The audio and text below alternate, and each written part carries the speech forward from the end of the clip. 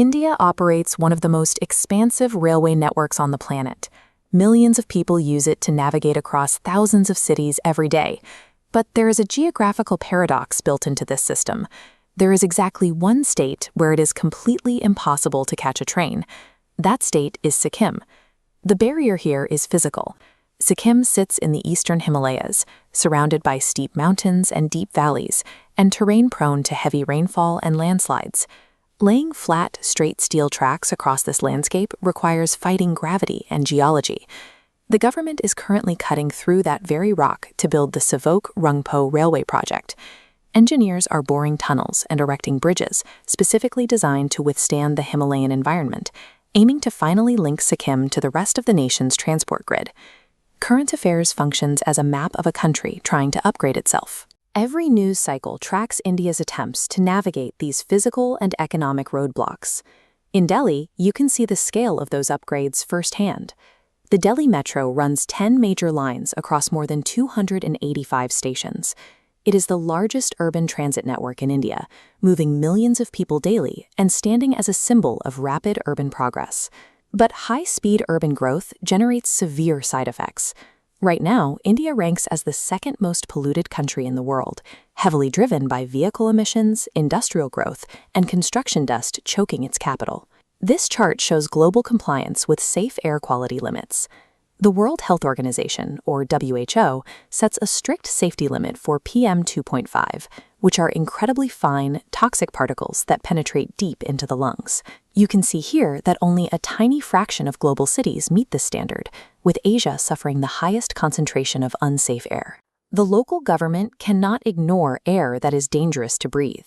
In direct response to this environmental crisis, Delhi passed a massive 1.03 trillion rupee budget for the 2026 to 2027 fiscal year. They labeled this a green budget. Out of that 1.03 trillion, a full 21% is ring-fenced entirely for environmental protection, including over 1,300 crore rupees specifically allocated to develop dust-free roads. A financial figure in a budget document is never random. It is a mathematical reaction to a physical crisis happening on the ground. In the northeast state of Meghalaya, the Garo Hills Autonomous District Council, a regional governing body, recently mandated that political candidates must hold an ST certificate to contest elections. ST stands for a scheduled tribe, which is an officially recognized indigenous community in India. This local eligibility rule exists to protect indigenous identity and customs under the 6th Schedule. The 6th Schedule is a constitutional provision that grants special administrative autonomy to specific tribal areas, allowing them to legally protect their heritage. Now look over 3,000 miles away at the Strait of Hormuz in the Middle East. How does a cargo ship navigating this waterway alter economic data back in India? This flowchart illustrates the ripple effect of global trade. India is a net oil importer, meaning it buys more fuel from other countries than it produces. When conflicts disrupt shipping lanes in the Middle East, the global supply of crude oil tightens, causing prices to spike. That expensive oil is the first domino. Higher fuel costs make transporting everyday goods more expensive, which forces domestic inflation to rise. Analysts project this imported pressure will push India's inflation up to 4.6%. Here is the second domino. To cool down rising prices, the Reserve Bank of India, the nation's central bank, is forced to step in and hike interest rates by an estimated 50 basis points. A basis point is a financial unit of measure equal to 0.01%, so 50 points equals a 0.5% increase on loans. And the final domino falls. Higher interest rates make borrowing expensive, which slows down business investment and consumer spending. Because of this, global banks like Goldman Sachs downgraded India's gross domestic product, the total measure of the country's economic output, cutting the growth forecast down to 5.9% for 2026. The Reserve Bank of India functions as the physical gatekeeper of the economy, pulling these levers to absorb global shocks and stabilize the national currency.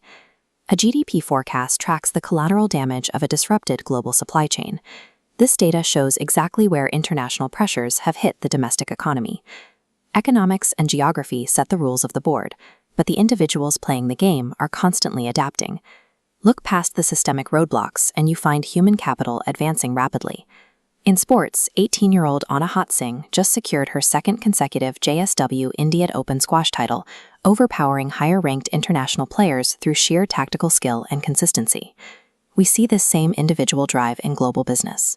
The 2026 Haroon Global Rich List recently mapped out the top self-made women billionaires in the world. While Chinese entrepreneurs account for 52% of the names on this list, Indian businesswomen are steadily breaking into the highest global ranks.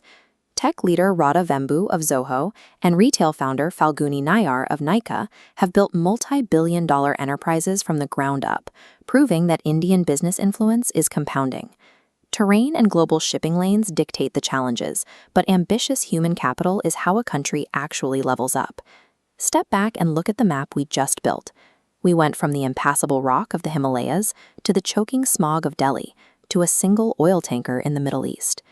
Knowing why Delhi requires a trillion-rupee green budget or why an overseas conflict shrinks India's domestic GDP gives your brain a structural foundation. Once you understand the mechanism, the data points become impossible to forget.